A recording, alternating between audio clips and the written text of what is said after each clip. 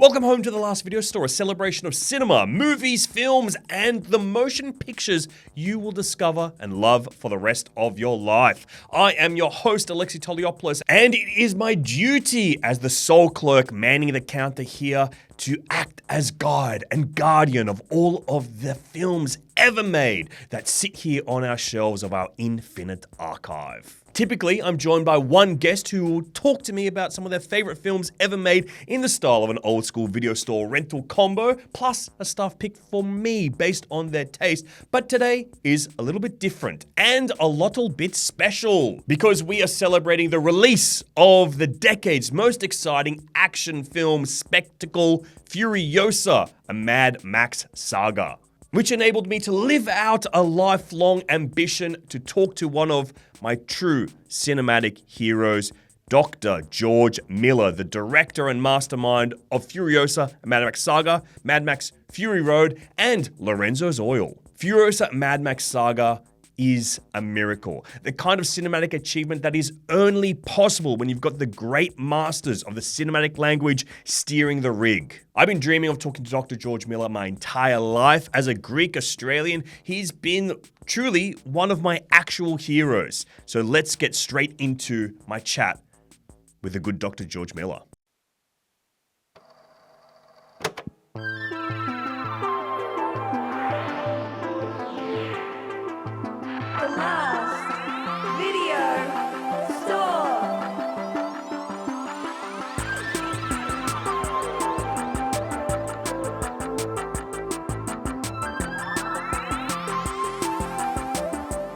Firstly, I want to say thank you very much for having forged such a great film career while being Greek. I think that definitely helped me getting into the arts a little bit, convincing my parents. And I guess because of that, the question I've always wanted to ask you, being Greek is so core to who I am and the lens in which I see the world.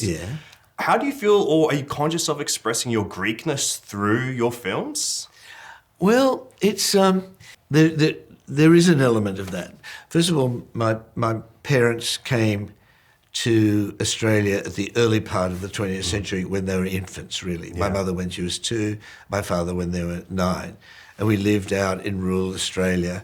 And our culture was Greek sort of unwittingly. In other words, my father and mother, every Sunday, they would have this big spread, and people would come from all over the country, not Greek people, but people from come, because there's a place called Chinchilla in Queensland. They come from all over, and there would be food. It would start about midday and go into the evening.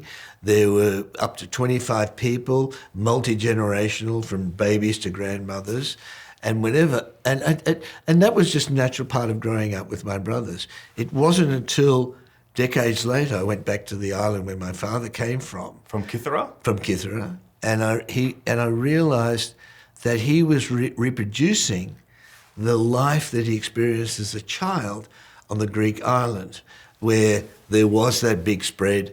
The family, often an extended family, would turn up and it'd go right into the night. Most of the food, the cheeses, the wine, everything, the bread was made in the village, and so my father was taken from that. It was trying to reproduce the life from which he was taken as a child. He with economic, basically, with the economic conditions just after World War I. There was a big diaspora to countries like Australia, and so that was one thing that picked up. And without going on too long, the other thing I noticed is when we did go back was how stories were integrated so much into the culture. People were telling stories about the island, and people as like great-great-great-grandfathers, as if they knew them intimately, but they died a century or two before. Wow. So that's I realise now, in all cultures, one way or another, it's all cultures, and so that's had a big influence. But also, what had a big influence is I think the the most unique thing we have in this country, and that's our indigenous culture, which is the longest existing continuous culture that we have on the planet. And also a culture of storytelling as well. It's all driven by story, and story which aren't just decorative or whatever. They are highly pragmatic. They really explain everything in the world and the universe, everything, and so I realise now that unconsciously there are two cultures: the Greek storytelling culture, going back to the classic time, was inadvertently influential. The family storytelling culture. I grew up with a twin brother. Yeah. We always were telling each other stories, and then the broader cultural thing, and particularly living in this country and getting to know, even when we were kids, I wasn't aware of it, but we went to school with Indigenous kids, and spent a lot of time in the bush with them. And I didn't really quite understand it then, but I since have got to understand it a lot more. And I think we in Australia do. Yeah. So story, we're hardwired for story, and I've just been lucky enough to be spending most of my life still trying to figure out how to tell stories. Well, I think you figured it out, but I'd love you to keep trying as well. I'm going to keep trying, yeah. I love hearing you talk about story so much, because when I think about you as a filmmaker, especially an expert in genre filmmaking, the way you use genre is so interesting to me, because you use it as this tool to communicate to audiences. Your themes are so relevant and so up to date. Can you talk to me about using genre as a language to connect very directly to audiences? Well, when you look at stories and the purpose of stories, they have always been the glue that made sense of everything around us in the absence of any coherence. As here we're we're inundated by information. It gets to be just a cacophony. And how do you find the signal in the noise? How do you find meaning or get a sense of it? And the only tool we have, because it's something that's intrinsic to us, is telling each other stories. Whether it's a stand-up comedian, whether it's someone you meet at the bus stop, whether it's a family story, whether it's a cultural mythology, whether it's about your football team or a political party or whatever, whether it's one of the great religious traditions, of which there are many, amongst us as humans, in many, many forms. All of those are part of the same process. And even the scientific narratives, the great scientific narratives. So it's the way, and most of them are allegorical. And the big attraction for me is being able to tell stories. So whether it's a story about a talking pig, or a dancing penguin, or a post-apocalyptic road warriors, or it's all the same process. That they are even a great news story or a great documentary has that subtextual thing that sort of is making sense according to the beholder. Stories are apprehended by those who receive the story, and they make sense of it according to their own worldview. And that's why I'm still drawn to telling stories like Furiosa. And why it's still important. Yeah, I think, the person who articulated this by far the best was Joseph Campbell. He earned he earned his authority because he spent 40 years alone in a library, basically collating all the narratives of humankind, every folklore, every religious tradition, he studied comparative religion, and he collated it and turned it into the Hero of the Thousand Faces. Essential. essential to all of storytelling. Yeah. And, George Lucas was the one who popularized that with the Star Wars, universe and so on. It's a continuum, and it's all around us, and it's something that there's more and more of.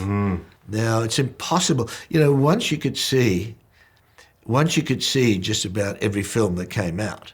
And I'm trying to. But you can't anymore. You can go back. You can't go back to the the whole repertoire of cinema from the earliest days. I mainly learned to make movies. I realized when I first became interested in moving image, I went back to the silent eras. I don't know if you know a book, The Parade's Gone By. No, I don't know it. It was written in the 60s by a guy called Kevin Brownlow, an English scholar and film critic. A lot of my favorite directors, even young ones, are very aware of that book. Yeah. And his main thesis was that the syntax of cinema was invented before sound in the silent movies. Yeah. Sound basically slowed things down a lot, as you know, the stories with the big boos, the cameras couldn't move and so on. But before that, and it was mainly through the Buster Keatons and the Harold Lloyds and all those silent action movies, the General and everything, that really informed or forged this new language. I'm glad we're talking about sound, because I think the sequence in Furiosa that fascinated me most, because I think it's so deliberate with the way you use sound, but there's a sequence where Furiosa's mother is tracking her, and it's played out almost completely in silence or a lack of sound. Can you talk me about the importance of silence in your film? It's important. That's a whole thesis that I could talk a lot about. But silence is really key in some moments. Look, when you're one of the mistakes, and we've all done it, is you rely on sound and music to fill up your screen because you're afraid that you might lose the audience. But the problem is the sound and music become very bombastic. You're basically screaming at the audience, feel this, for God's sake, feel this, rather than allowing them to feel it on their own terms.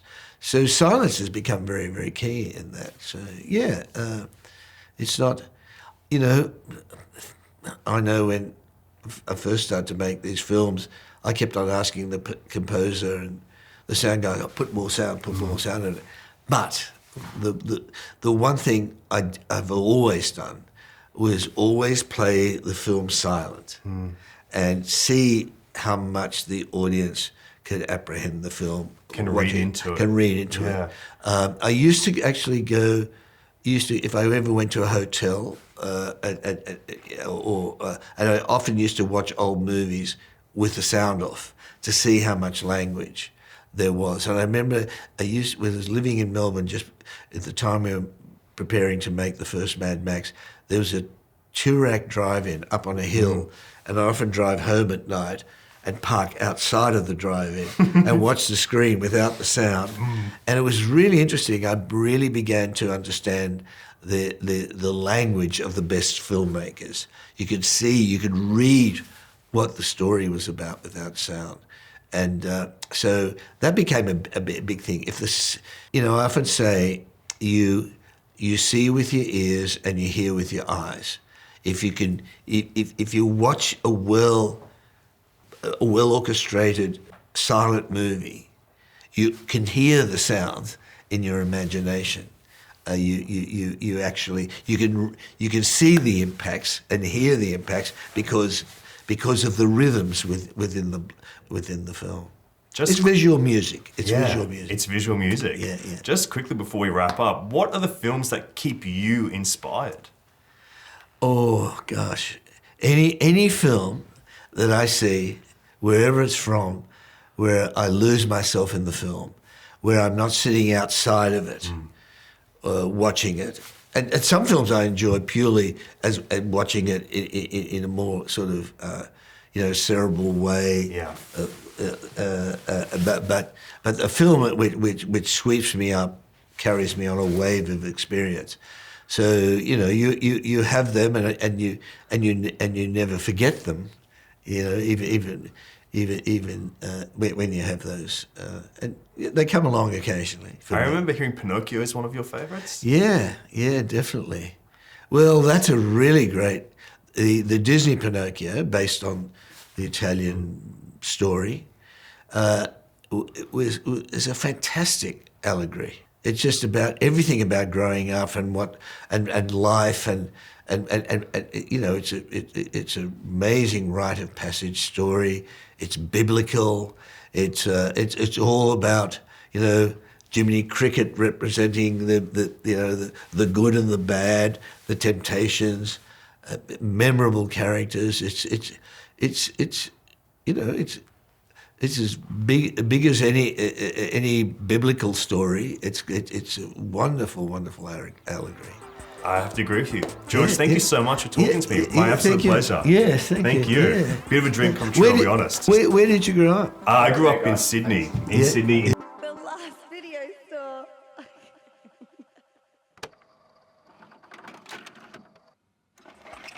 That was my chat with George Miller, and right after the camera stopped recording, he asked me where in Greece my family hailed from, and I said we're originally from Smyrna, which is in Anatolia, and he said that is exactly where his mother comes from as well. So who would have thought two Smyrna boys living it up on the last video store on this day? It was truly an honor to talk to Dr. George Miller, and that chat surpassed every hope I had for it. Sorry for being so sincere.